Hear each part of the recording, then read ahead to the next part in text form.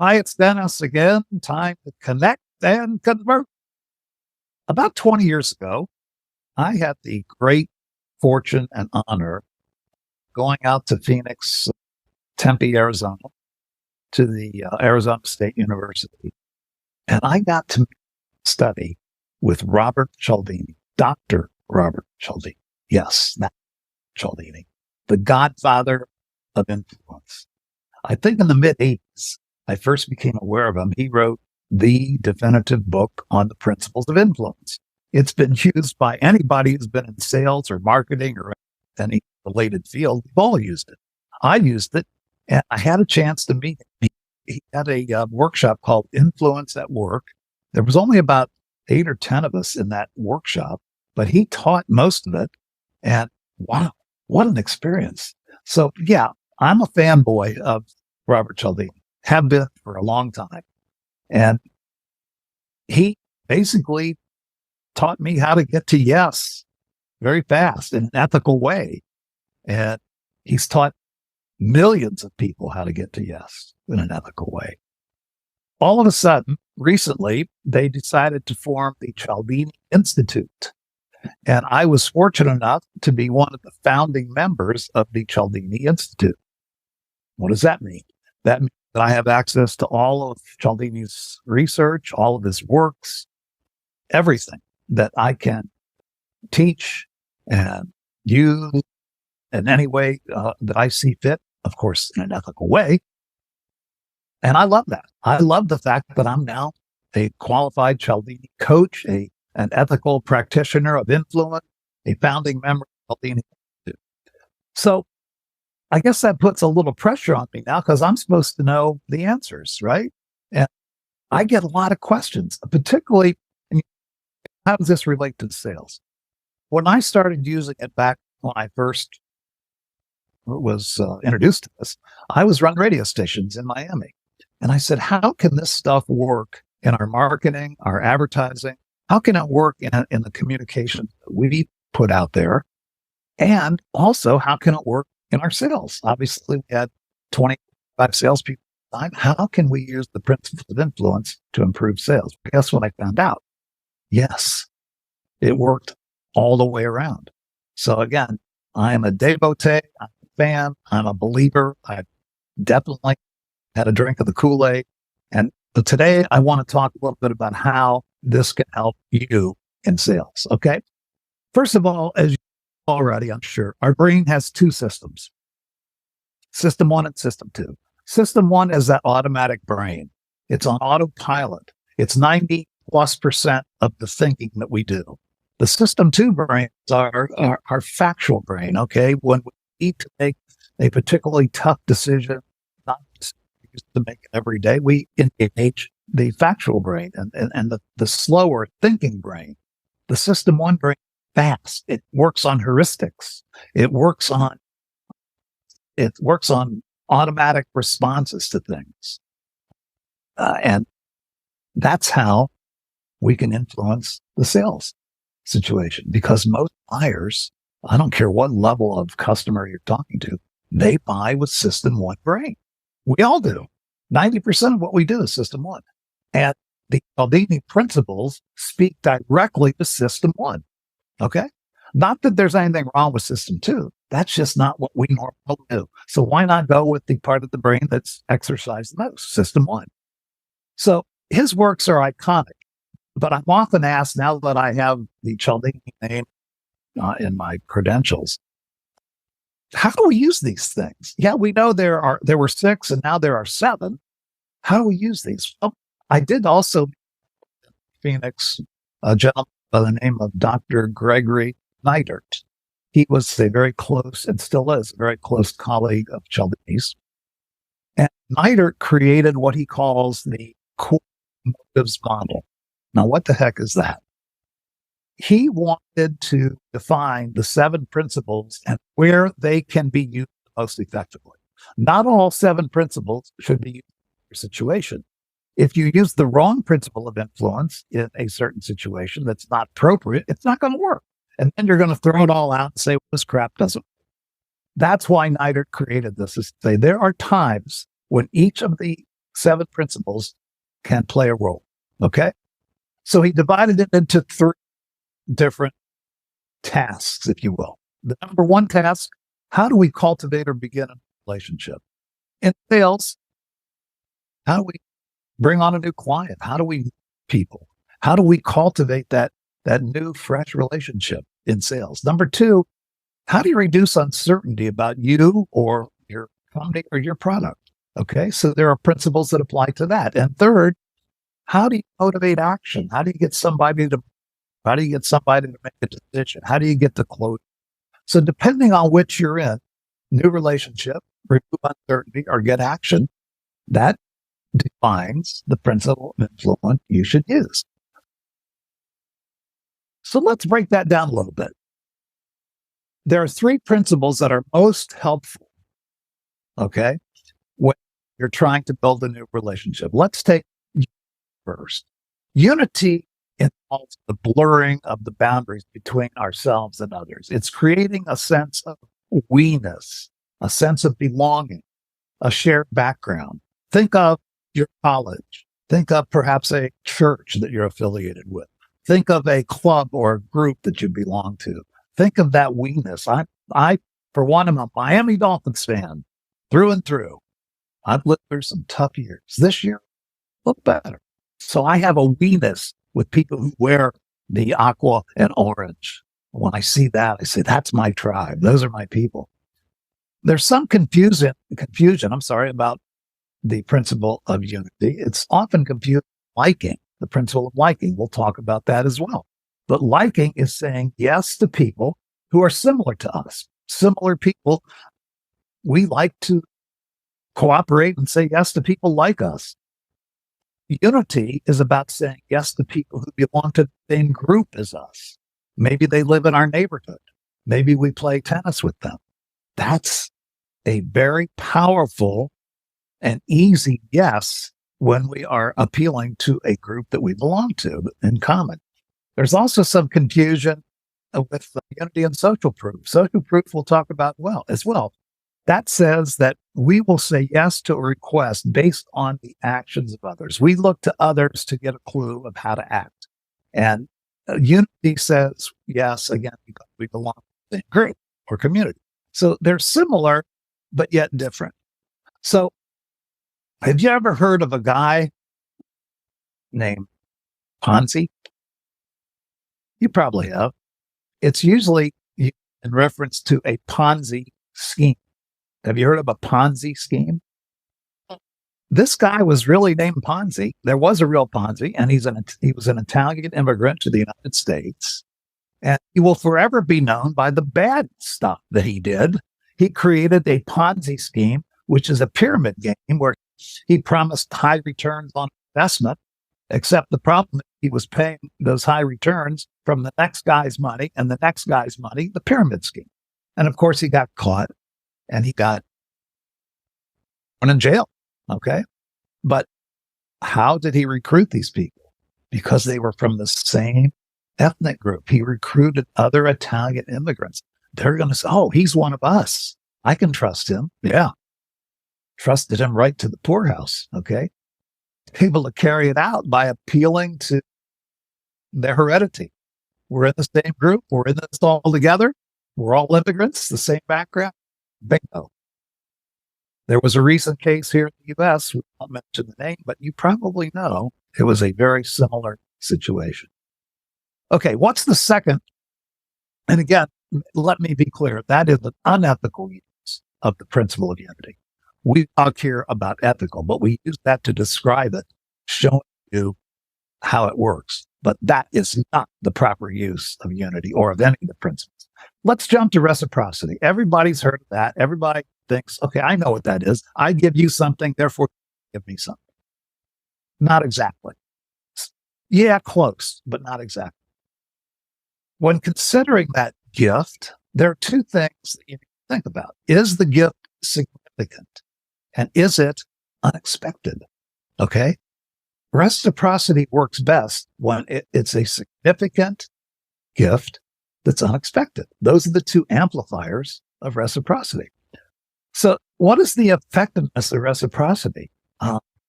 Always give first. Don't wait for somebody else to give.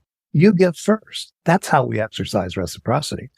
Also, another mistake that's often made is everybody thinks it has to be something you pay. It's something tangible. Most reciprocity is intangible. It's intangible. You can give your attention. You can listen to somebody. You can give information. You can share information. You can give some trust. You can give some advice. You can do favors. Those are somewhat intangible. And yet, we claim those. So here's a pro tip. In sales conversations, time this sales, there are many intangible gifts that we give out of habit. Of course, we fail to claim them. It's not perceived as a gift unless we claim it. We bring it to awareness. So what are some of them? Hey, thank you, sir. I've spent my time and I've listened to you carefully. I've gotten a bunch of good information and good needs from you. I've learned a lot from you. And now it's time to go back and put together some custom options for you and give you my best advice. Right in that sentence, there's about 4 intangible gifts to activate reciprocity. Okay, let's jump to the principle of liking, the third principle that works on building relationships. We tend to like people who are similar to us. Gee whiz. Yeah, think about that. So true. By the way, even small similarities count. They did a study of people with the same name or even a derivative of your, and they did a direct mail campaign and they got more response if the person sending the direct mail was John Smith and they were sending it to someone by the name of Johnson or anything derivative of John. Guess what? Yeah, the donations went up. That's a tiny little insignificant similarity, but it moved up the response to the direct mail piece. So what's the idea here? Become more interested than interesting. That sounds weird, doesn't it? Yeah, become interested in the other person before you become interesting. Prioritize listening before talking. Listen before talking. That's a hard one for most of us, isn't it? And do your homework to find out some similarities, okay? Homework is easy.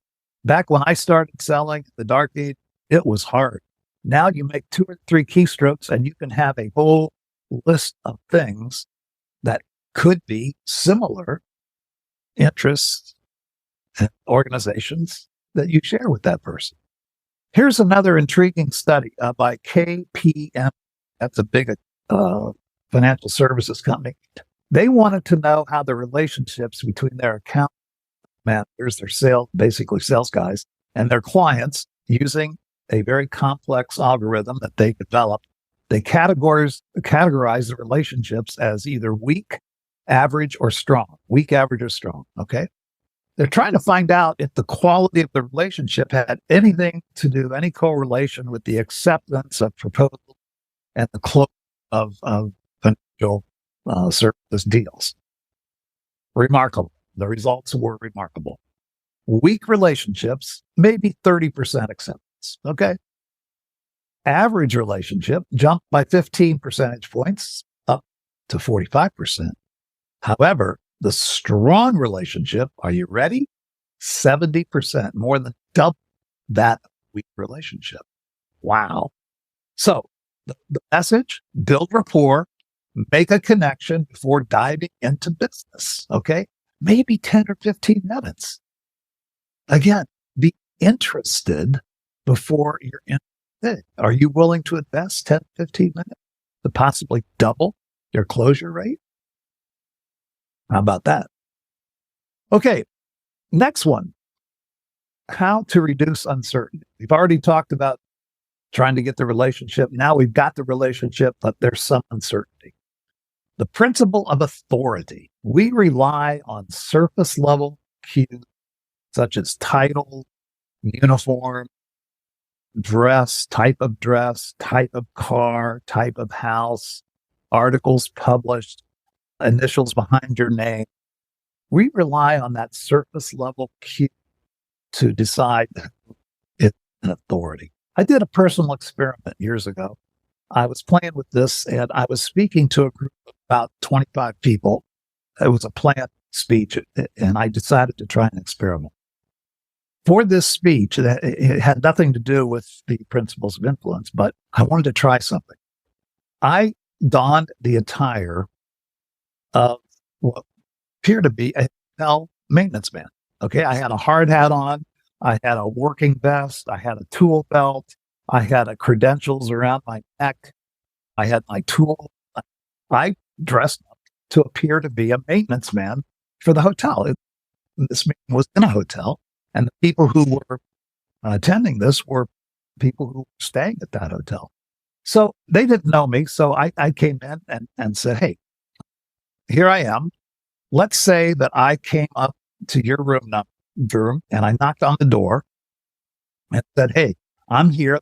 There's a problem with your electrical system in this room, and I've been sent up here to fix it so that it doesn't cause a fire or cause a big problem.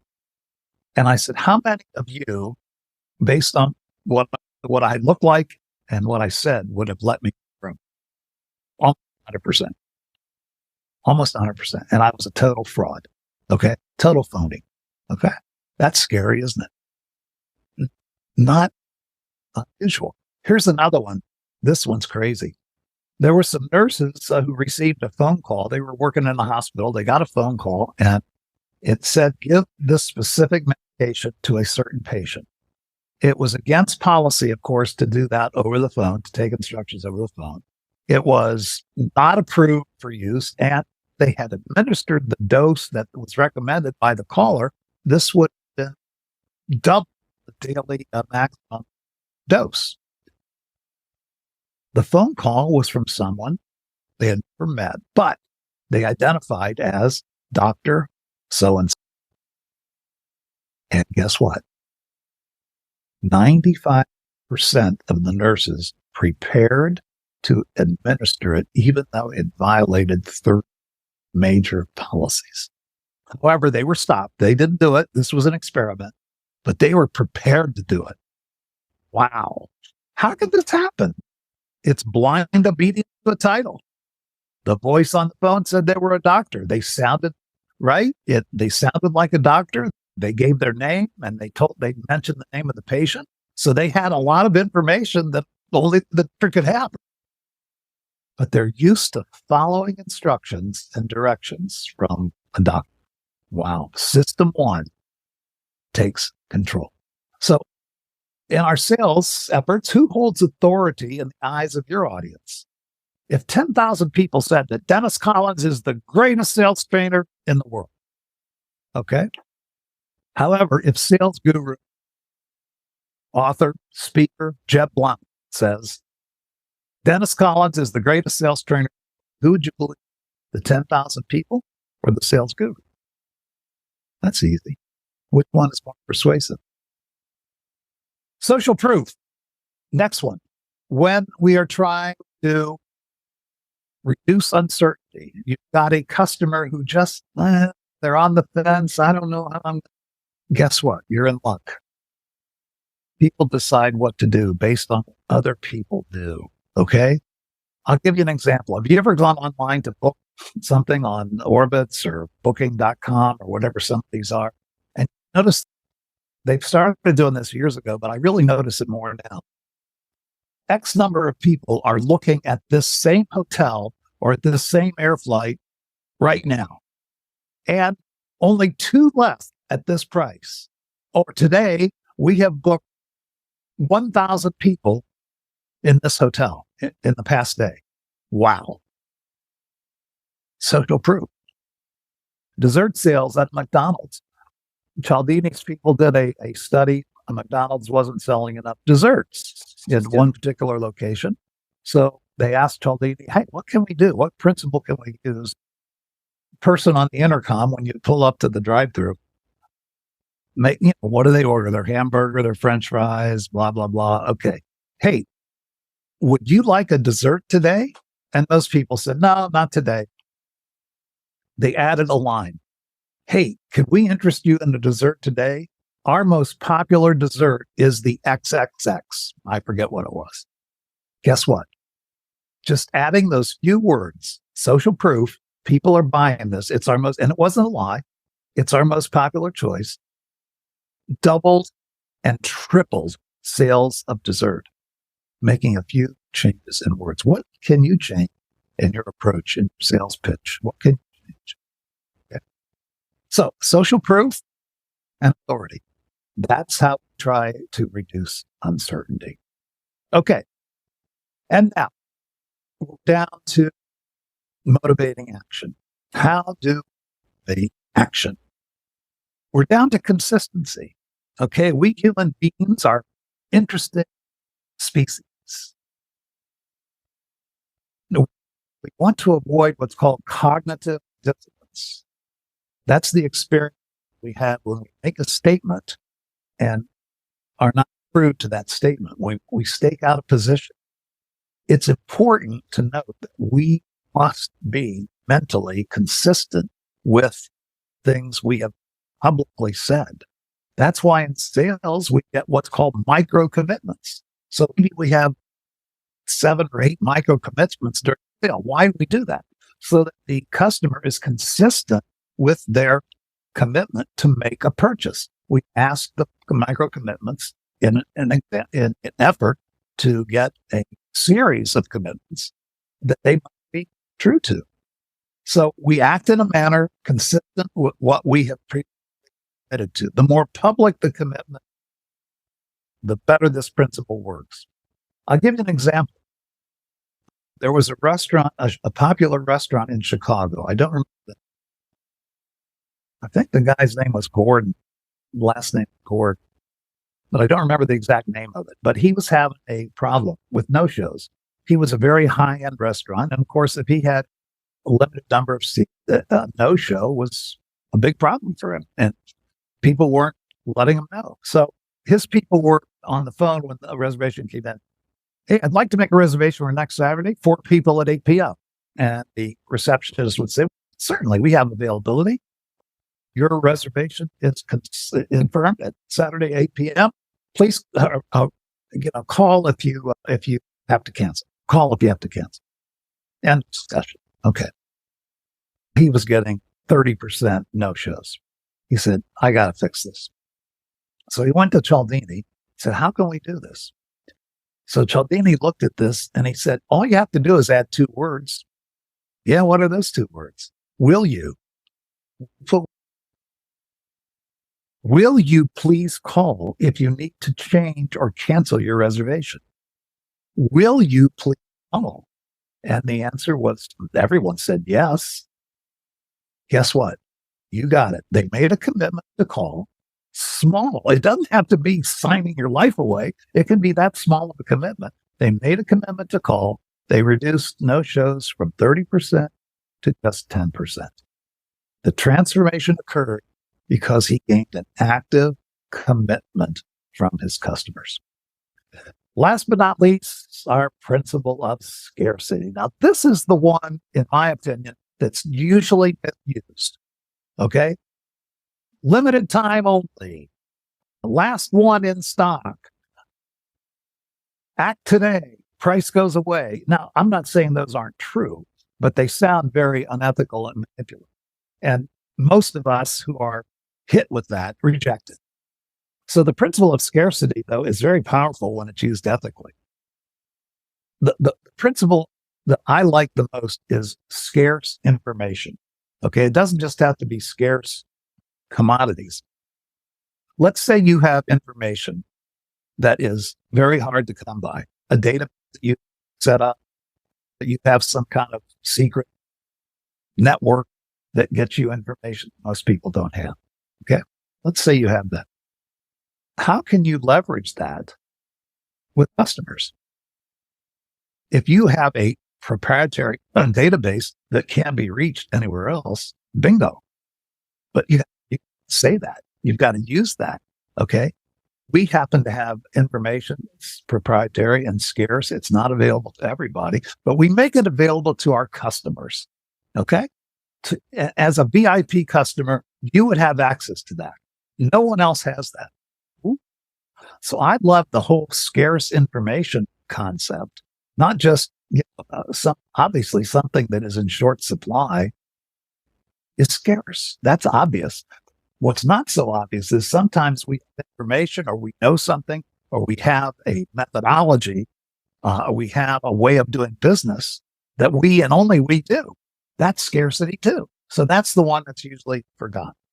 So scarcity, consistency, those two principles are what motivate that.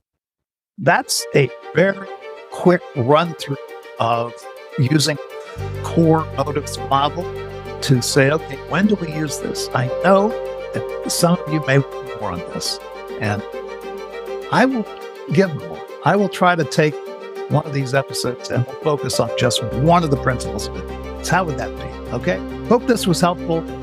It's Dennis. Connect and convert. Until next time.